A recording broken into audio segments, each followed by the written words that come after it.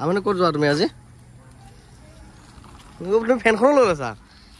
এ ৰা আইতাকে এনে ফেন এখন কিনিলে তাইক মই সব ফেনখন ঘোৱাচোন গৰম লাগিছে চাওঁ মই বিয়াত গৰম লাগিছে চাওঁ দিয়া দিয়া দিয়া ফেনখন চলাই দিয়া এখন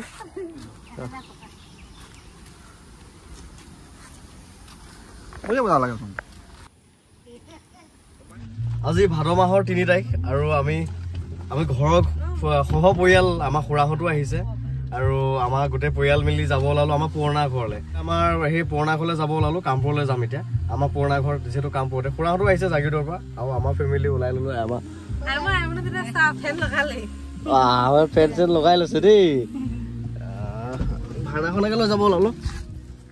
ভাওনাখন বুকিং হৈছে যদিও চলাবলৈ বৰ ধুনীয়া এইকেইদিন গাড়ীখন চেল হোৱা লাগে চলাই থাকোঁ আৰু দিয়ক গতিকে এতিয়া ঘৰত আৰু দেউতাহে অকলে থাকিব অলপ পিছত দেউতাও যাব ঘৰত এতিয়া মানুহ নায়েই মানে চ' যি নহওক যাব ওলালো এতিয়া কালিও আনিলোঁ ডাষ্টন গৌখন সেইখনো ভিডিঅ' বনাব আছে আকৌ ৰেনাল পালচন যে আনিছোঁ সেইখনো ভিডিঅ' বনাব আছে ব্যস্ততাৰ মাজত সময় পোৱা নাযায় আজিতো ভিডিঅ' দিব পৰা নাযাবই গাড়ীৰ কালি মানৰ পৰাহে চাম আৰু কি হয় চ' দিনটো কেনেকৈ পাৰ হয় আপোনালোকক দেখাম ভিডিঅ'টো শেষলৈকে চাই থাকক কৃষ্ণ প্ৰভু যাব ওলালো এয়া ভাওনা ষ্টাৰ্ট হৈ গ'ল কৃষ্ণ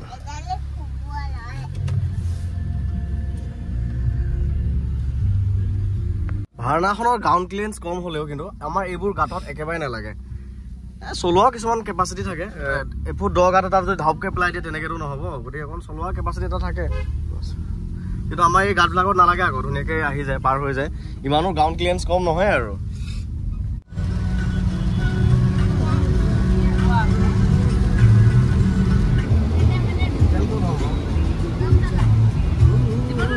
মোৰ ভাওনাখনৰ মাইলেজ কিমান দেখাইছে চাওক 17.3 কিলোমিটাৰ পাৰ লিটাৰ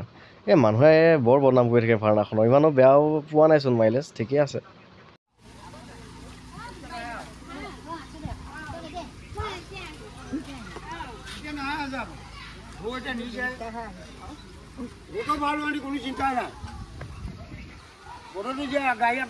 কপিলি পাৰে পাৰে খোজকাঢ়ি আহি আছো আমাৰ মানে নামঘৰ ভাগ এই অলপ আগতে অৱস্থিত ইয়াৰ পৰাও 1 কিলোমিটাৰ 1.5 কিলোমিটাৰমান খোজকাঢ়িব লাগিব আজিৰ যুগতো তেনেকুৱা ৰাস্তা পদূলি আছে চাওক য'ত গাড়ী নাযায় বাইক নাযায় চাইকেলো নিব নোৱাৰে খোজকাঢ়ি আহিবলৈও অকণ ভয়হে লাগে আৰু টিপি খোজকাঢ়ি আহি আছো ক'ত পৰি যাওঁ ঠিক নাই এনেকুৱা হৈ আছে এয়া যি অৱস্থা আৰু গাড়ীখন তাতে ৰাস্তাতে পাৰ্কিং কৰিলোঁ পাৰ্কিং কৰি 1.5-2 কিলোমিটাৰ খোজকাঢ়ি গৈ আছোঁ এয়া কপিলি পাৰে পাৰে আহি আছোঁ খৰালি কালত আকৌ এইখিনি বৰ ধুনীয়া মনোমোহা দৃশ্য দেখা পোৱা যায় ভাল লাগে একে পিয়'ৰ গাঁৱলীয়া আৰু ইয়াৰ আমাৰ একদম পিয়'ৰ গাঁৱলীয়া পৰিৱেশ আমাৰ সেই পৰিয়ালৰ 15-20 ঘৰ বেছি নহয় 15-20 ঘৰমান মানুহে লগ লাগি মানে নামঘৰ ভাগ প্ৰতিষ্ঠা কৰিছে মানে 15-20 ঘৰ মানুহে এখন সমাজ গঢ়া নিচিনা হৈছে আৰু ভাদ মাহত প্ৰত্যেক দিনতে যেনেকৈ যোগান আগবঢ়ায় প্ৰত্যেক ঘৰৰ মানুহৰ পৰা তেনেকৈ ধৰক আজি আমাৰ পাল পৰা নিচিনা আৰু আজি আমাৰ ঘৰৰ ফালৰ পৰা এটা ভোজে আগবঢ়াইছোঁ ভোজৰ সা সঁজুলি যিখিনি বস্তুৰ প্ৰয়োজন হয় গোটেই বয় বস্তুখিনি দেউতাই যোৱাকালি আহি দি গ'লহি আজি খালি আমি সেই চাহৰ কাৰণে যিখিনি বয় বস্তু লাগে সেইখিনিহে লৈ আহিছোঁ বাকী ভোজৰ বয় বস্তুখিনি দেউতাই যোৱাকালিয়ে দি গ'লহি এই জেগাখিনিত এনেকুৱা নহয় যে মুকলি জেগা বা মানুহ নাই ৰিজাৰ্ভ টাইপৰ তেনেকুৱা নহয় ঢেৰ মানুহ আছে মানুহৰ জনবসতিও আছে যথেষ্ট আছে কিন্তু সেই ৰাস্তা পদূলি উন্নত হোৱা নাই এতিয়াও এইবোৰ এয়াই হ'ল আমাৰ উন্নয়ন আৰু কি ক'ব ভাদ মাহত বৰ ভাল লাগে নামঘৰত মানে সদায় নাম গুণ চলি থাকে এতিয়াও আমাৰ সেই নাম গুণ চলিছে নাম গায়ে আছে মই আপোনালোকক অকণমান দেখাম এইখিনিৰ পৰা আমাৰ আইতাহঁতৰ ঘৰলৈ 2 কিলোমিটাৰমান হৈ যায় মই যে গাড়ী য'ত পাৰ্কিং কৰি আহিছোঁ তাৰ পৰা অকণমান আগত আমাৰ আইতাহঁতৰ ঘৰ গতিকে মই যাওঁতে আইতাহঁতৰ ঘৰটোও দেখাম আইতাহঁতৰ ঘৰ মানে নহয় আমাৰ নিজৰ ঘৰ আমাৰ পুৰণা ঘৰ গতিকে মই যাওঁতে দেখামেই বাৰু মা খুৰীহঁত আগতে গ'ল মই মানে গাড়ীখন পাৰ্কিং কৰি থৈ আহোঁতে অকণমান সময় লাগি গ'ল মই পিতাই আহি আছোঁ পিতাই মিঠাই টোপোলা লৈ আহিছে চৰিয়াত চাহৰ কাৰণে মিঠাই আৰু মাহঁতে আগে গৈছে কিয়নো এই শৰাইভাগ চঞ্জি দিব লাগিব নহয় নীতি নিয়মৰ কামখিনি মাহঁতে আগে কৰি আছেগৈ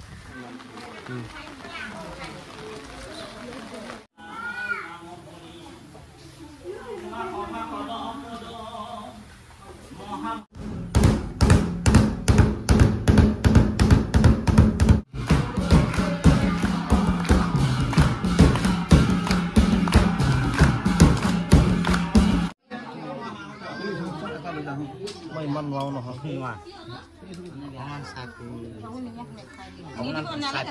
দিয় নালাগে দিব আমি নামঘৰত গ'লোঁ সেৱা কৰিলোঁ ভোজ খালোঁ এতিয়া আৰু 3টা বাজিলে আমি ওলাই আহিছোঁ বৰ আদৰ সাদৰ পালোঁ দেই বহুত মৰম চেনেহ তাৰমানে আমিতো ধৰক আমাৰ ইয়াত অৰিজিনেল ঘৰ বা আইতাহঁতৰ ঘৰ হ'লেও আমিতো তাতে থাকোঁ আহঁতগুৰিতে থাকোঁ কিন্তু কেতিয়াবা যে অহা যায় বৰ আদৰ সাদৰ পোৱা যায় আৰু আইতাহঁতৰ ঘৰলৈতো আমাৰ আহিয়ে থকা যায় সপ্তাহত এবাৰ আহিয়ে থকা যায় গতিকে সেয়া আমাৰ পুৰণা ঘৰ ইয়াতে আছিল কামপুৰতে আছিল এতিয়া আইতাহঁতৰ ঘৰলৈকে যাব ওলাই আহিলোঁ আকৌ এডৰা খোজকাঢ়িব আছেই নহয় কপিলি পাৰে আকৌ আইতাহঁতৰ ঘৰতো কালিয়ে দেউতাই আহি পেলাই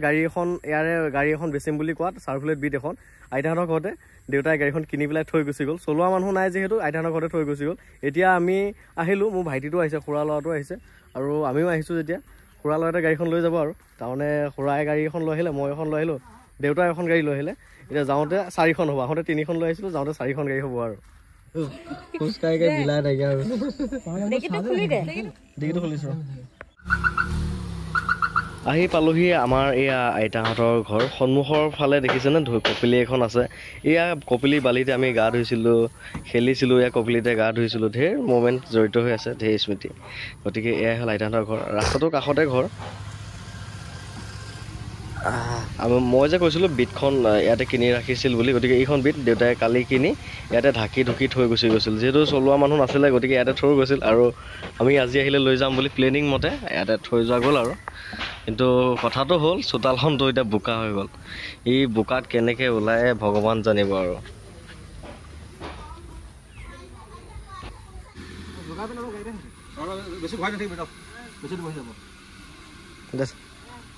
বঢ়িয়া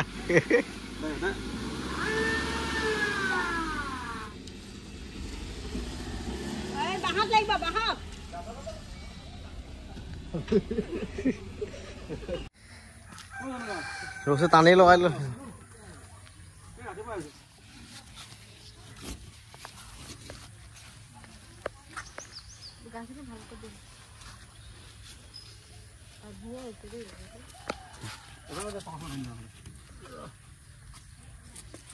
এতিয়া ভাওনাখন দিয়ে টানি দিয়া যাব গাড়ীখন চব গাড়ীতে এনেকুৱা এটা হুক থাকেই থাকে এইটো দেখিছেনে এইটো এনেকৈ তাত ফিটিং কৰিব পাৰে ডিগিত থাকে গতিকে এই বস্তুটো বহুত প্ৰয়োজন হয় শিকি ল'ব এই কভাৰটো খুলি দিলে ইয়াৰ তলত এটা ঘাট থাকে এই ঘাটটোত এই বস্তুটো টান কৰি লগাই দিলে হ'ল ক্লেমটো আৰু ইয়াত ৰছী লগাই পেলাই এনেকুৱা কামত মানে কাম দিয়ে আৰু এনেকুৱা চিটুৱেশ্যনত বহুত কামত আহে এই হুকটো চব গাড়ীয়ে ডিগিত থাকে চাই ল'ব এতিয়া ভাওনাখন দি লগাই টানাই দিম আৰু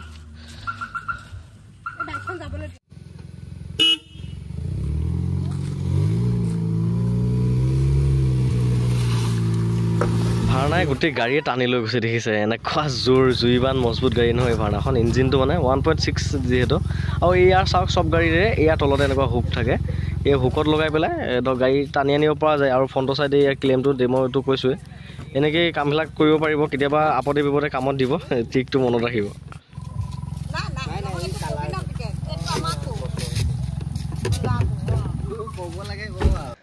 এইখনেই হ'ল আমাৰ পুৰণা ঘৰ মানে একে অৰিজিনেল ঘৰ ইয়াৰ পৰাই সকলোবিলাক আৰম্ভ হৈছিল সেই জিৰ'টো যে ইয়াৰ পৰাই আৰম্ভ হৈছিল এতিয়া যে 1 পাইছেগৈ আৰম্ভণিটো ইয়াৰ পৰাই আছিলে